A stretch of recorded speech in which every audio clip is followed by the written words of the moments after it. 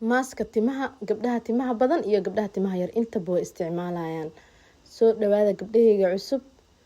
wili zaid idinka niilisi xasuusina maaska waxa lagu haynaa 45 daqiiqo maadaama karooto iyo basal iyo tuun ay la socdaan laakiin haduu baamiyaha kaliya ahaa lahay 30 daqiiqo lagu hay lahay teeda kale intaadan shaqada bilaabin ka hor waxa soo diyaarsa yani timaha soo diyaarsa ka wada timaha soo dhaq oo soo kuskus teeda kale waxa rabaa in halkan ugu faa'iideysto gabdhaha idhahaayo marka hore timaha ma la dhaqaa shaambo ma lagu dhaqaa marka dibna shaambo ma lagu dhaqaa marka hadii timaha ay wasakh leeyihiin waa inaad shaambo ku dhaqdaa marka hore marka dambana inaad shaambo ku dhaqdaa mar walba waxa ogaataa timaha markii la dhaqo ee nafaqa qaadistan ay ogyihiin yani nafaqada si ciyo ay ku qaataan daar timaha iska dhaq laakiin timaha hadee ay nadiif yihiin markaas oo aad dadka madaxa ka dhididana aadan ahayn waxa sameey kartaa biyo caadi iskaga dhaqi kartaa ama adoon dhaqina marsa kartaa waa haday timaha nadiif yihiin hubtid waaya aysan wax ku dhadhagneyn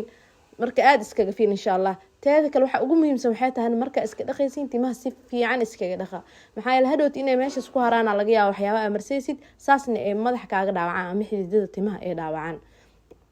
ilaanka iyo qasilka haba ugu darnaade baamiyaha naftirkiisa iska ilaali maxaa yeelay waxaan yidhaa 30 daqiiqo badan doonii saarnaado timaha ni siimayo marka hadda maadaama wax ay la socdaan basal iyo karooti iyo tuun iyo ay la socdaan 45 daqiiqo ku haaya timaha haduu ilaa yiraahdo